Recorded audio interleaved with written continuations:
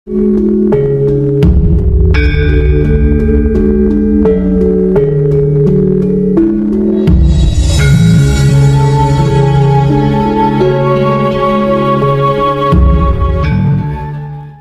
kita malam ini tentang kelakuan yang dilakukan oleh seorang putra kekudangane Rama yang sedang laku suci menuju abadi.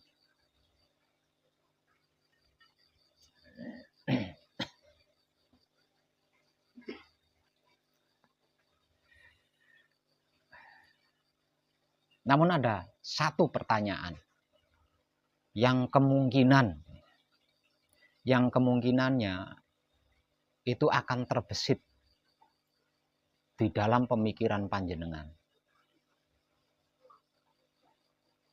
Dan pertanyaan itu adalah, kalau yang dimaksud Tuhan itu seperti yang Pak Web jelaskan, lalu sebagai putra kekudangane Rama, saya atau kami harus bagaimana memandang Tuhan?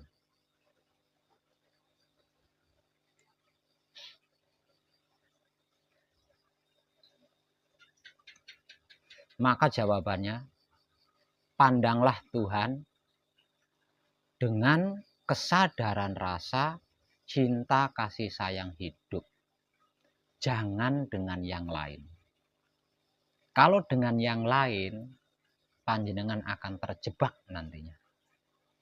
Karena apa? Karena Tuhan tidak seperti yang kita pikirkan. Semisal kita berpikir, oh Tuhan itu A. Ternyata Tuhan B. Oh Tuhan itu K. Nah, ternyata Tuhan itu R. Apapun yang kita pikirkan itu tidak akan sama. Dengan kenyataan Tuhan itu tidak akan sama. Jadi, kalau kita tidak memandang Tuhan dengan kesadaran rasa cinta kasih sayang hidup, kepontal-pontal kita di situ. Yang ada hanya bingung. Yang benar mana sih? Kok semuanya terkesan benar semua lah. Terus yang benar-benar yang benar. Kebingungan kita.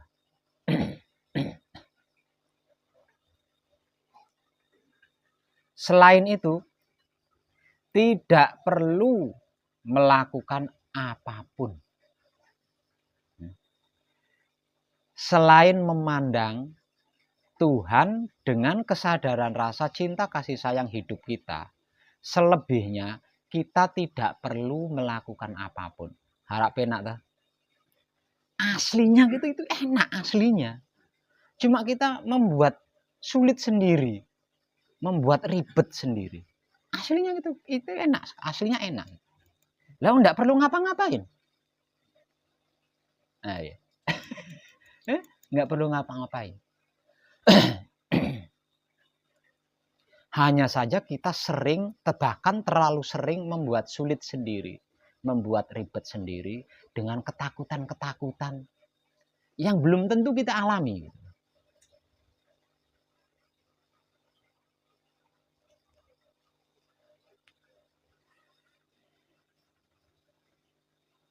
Jadi, saya ulangi lagi, selain hanya dengan memandang Tuhan dengan kesadaran rasa cinta kasih sayang hidup kita, selebihnya tidak perlu kita melakukan apapun.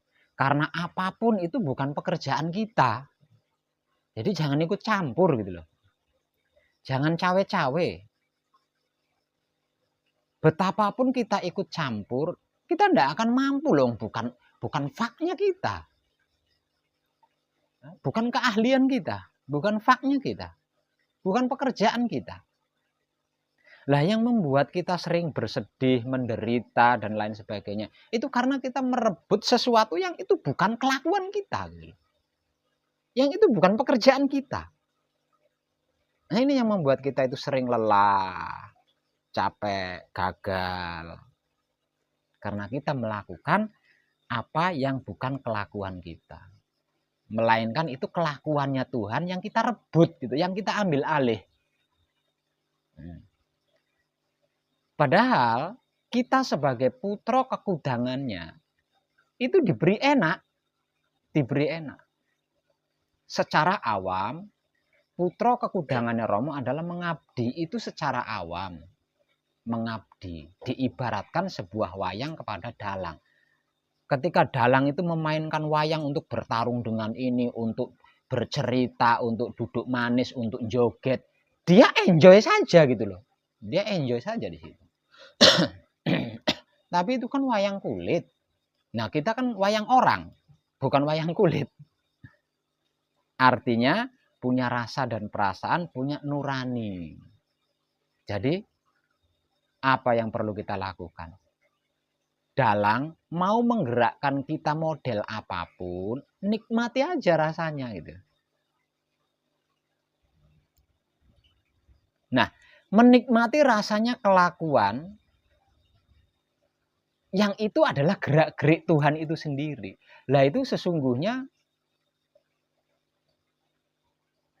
pengabdian terbaik. Sebuah pengabdian yang paling baik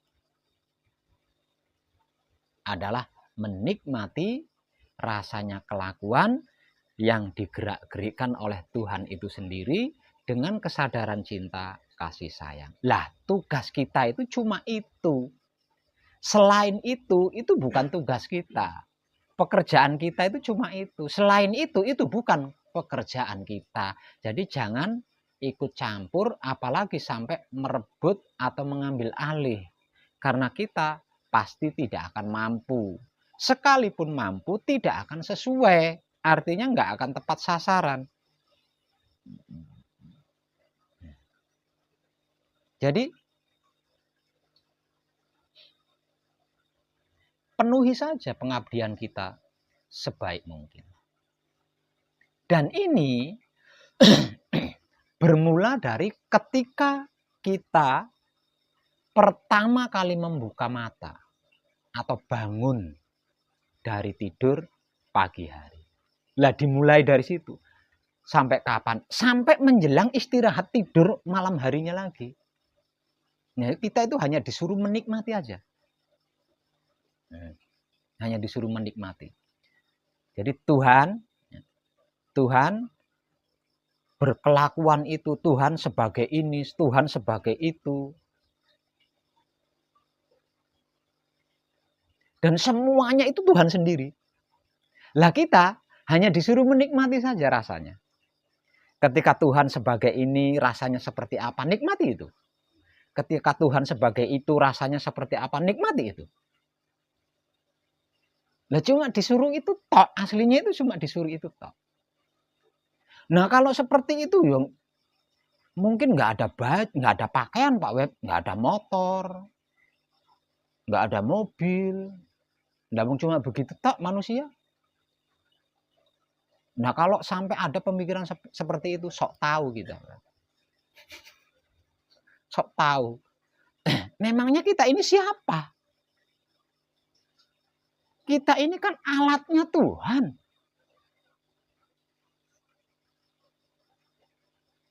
Bisanya ada pakaian, itu karena kita digerakkan Tuhan untuk menciptakan pakaian. Bisanya ada motor, karena kita itu digunakan oleh Tuhan untuk membuat motor, untuk menciptakan mobil, untuk menciptakan apapun. Memangnya kita itu yang semua itu yang lakukan. Kita hanya wayang yang digerakkan oleh dalang gitu. Jadi jangan dikira hanya dengan seperti itu nggak ada pakaian, nggak ada mobil, jangan dikira.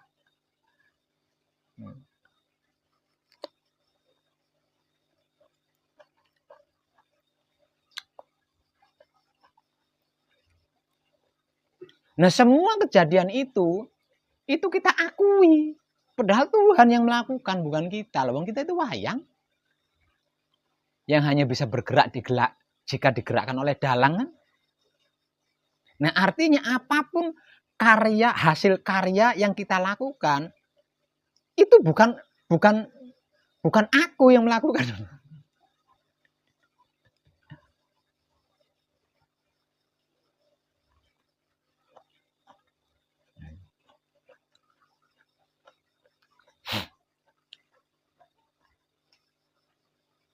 Jadi kalau kehidupan di dunia ini diibaratkan sebuah pabrik mobil, ya.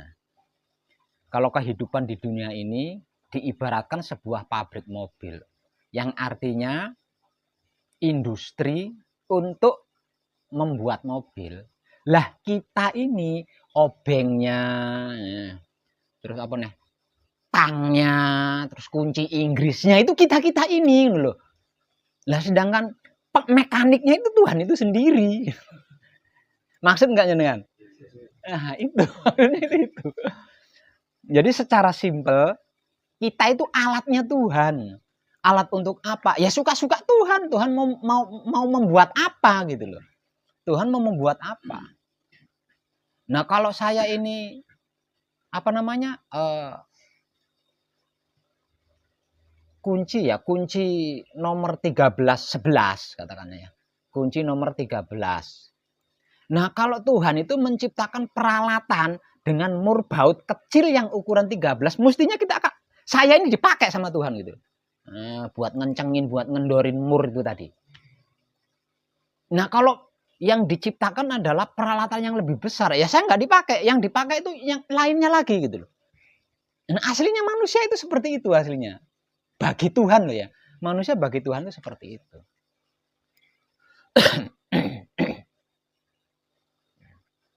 Jadi kalau tidak digunakan oleh Tuhan, selama Tuhan tidak menggunakan itu ya kunci itu tadi yang geletak aja gitu.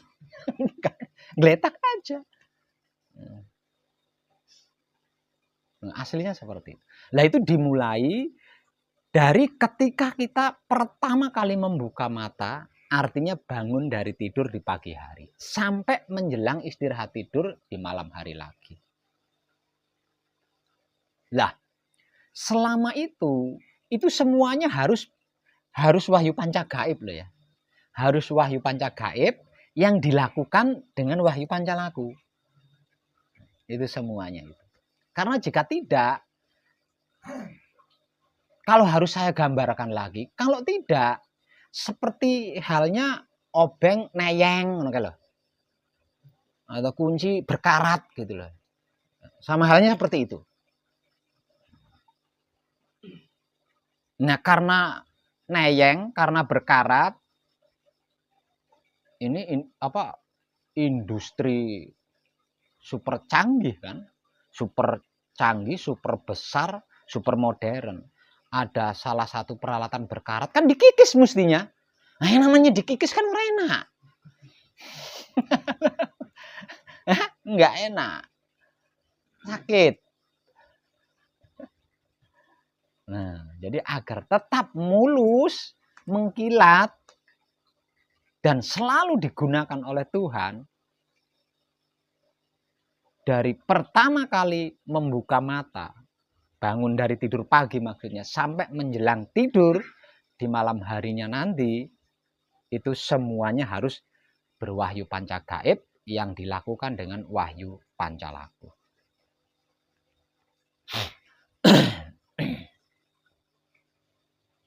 Nah, itulah pekerjaan kita. Praktek realnya bagaimana Pak Web? Wih, gampang banget tuh. Praktek realnya gampang banget tuh. Gampang, mudah, sederhana lagi.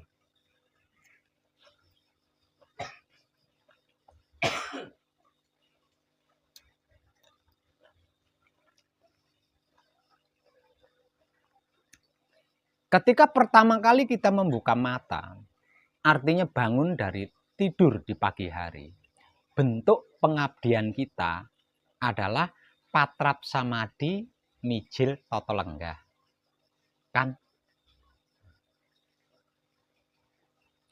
Setelah selesai melakukan patrap samadi mijil toto lenggah, berarti tugas kita udah selesai tuh. Ya.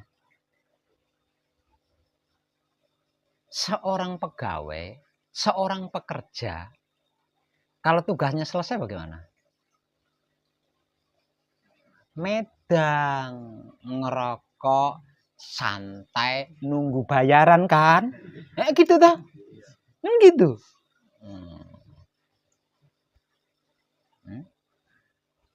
Harusnya kan gitu harusnya, ya kan? Jadi nggak membuat pekerjaan lagi. Nggak membuat pekerjaan lagi. Jelasnya Pak Web, jelasnya. Setelah selesai melakukan patrap samadhi mijil toto lenggah, sesudah bangun dari tidur di pagi hari, itu kan ada rasanya. Enggak, itu kan ada rasanya. Lah, rasa hasil dari patrap samadhi mijil toto lenggah ini, itu loh kau nikmati dengan kesadaran cinta kasih sayang hidup. Tanpa harus berpikir besok makan apa. Tanpa takut nanti rokok saya habis bagaimana. Tanpa merancang nanti anak saya sekolah minta jajan bagaimana. Hilangkan semua itu. Cukup nikmati saja rasanya. Hasil dari patrap samadhi mijil toto lenggah tadi dengan kesadaran cinta kasih sayang hidup. Setelah itu kan terjadi pergerakan-pergerakan, beraneka ragam pergerakan kan. Lawang kita itu manusia hidup bukan manusia mati. Terjadi putus. Rasanya putus gitu. Entah itu karena apa. Ya. Entah dikarenakan kita sedang melakukan apa, rasa itu putus. Artinya tidak bisa dinikmati lagi kan. Hilang rasanya. Lakukan patrap samadhi manunggal jati. Nanti kan ketemu lagi rasanya. Nyambung lagi, nikmati lagi rasa itu. Terus. Sampai kita itu digunakan lagi sama Tuhan gitu loh. Ya. Sampai kita itu digunakan lagi sama Tuhan. Kalau Tuhan tidak menggunakan ya jangan minta digunakan. Lebih baik tidak digunakan sama Tuhan. Loro lah digunakan sama Tuhan. Nikmati aja rasanya dengan kesadaran cinta kasih sayang. Terus seperti itu sampai menjelang tidur lagi. Tanpa berpikir besok makan apa. Tanpa takut, tanpa ragu nanti rokok saya habis bagaimana. Tanpa merancang nanti anak saya sekolah minta jajan. Hilangkan semua itu. Lakukan saja tugas kita. Lakukan saja pengabdian kita. Dengan sangat maksimal. Percayalah. Panjenengan tidak akan mengalami kekurangan apapun. Karena kita mengabdi kepada Tuhan. Tuhan Maha Kaya.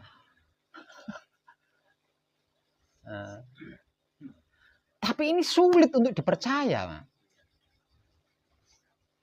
Ini sulit. Ini butuh iman tinggi loh. Butuh keimanan yang tinggi loh di sini. Jadi kalau imannya lebih kecil dari biji sawi, enggak akan percaya. Enggak pasti ragu, Pak. Mana mungkin aku bisa dapat uang kalau tidak membanting cangkul di sana. Ini dogma yang udah berakar seumur hidup loh ini. Ragu tidak mungkin dapat uang kalau tidak membanting cangkul. Ini ada sudah melecehkan Tuhan loh, Mas. Udah menghina Tuhan loh itu. Nah, kalau seperti itu bagaimana dengan burung itu? Burung itu kan nggak bisa nyangkul. Ya enggak? Burung-burung itu kan nggak bisa banting cangkul. Nah, lah kok ya bisa makan, ya bisa cret, ya bisa pacaran, ya bisa beranak pinak, nggak pernah banting cangkul. Itu burung yang tidak memiliki nurani. Lah kita yang memiliki nurani. Tentu tidak akan sama dengan burung. Tidak selembar daun pun yang jatuh, yang aku nggak tahu. Selembar daun. Apa artinya selembar daun? Dibandingkan kita sebagai manusia. Yang konon katanya gambaran wujud kenyataan Tuhan. Tapi ini butuh tingkat keimanannya yang sangat tinggi. Enggak gampang meyakini ini. Butuh tingkat keimanan yang sangat tinggi. Betapapun panjenengan kuat tirakat menebus ilmu Brojo Musti 1 tahun katakanlah tirakat saking kuatnya hanya untuk memiliki ilmu Brojo Musti panjenengan tebus dengan puasa 1 tahun. Kalau panjenengan tidak yakin, Allah tak jiwit we melecet Mas.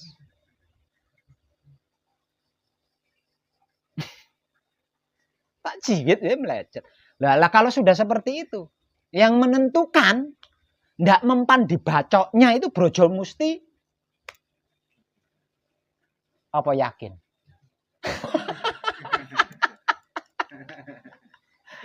Kuwi lho Mas. Nah,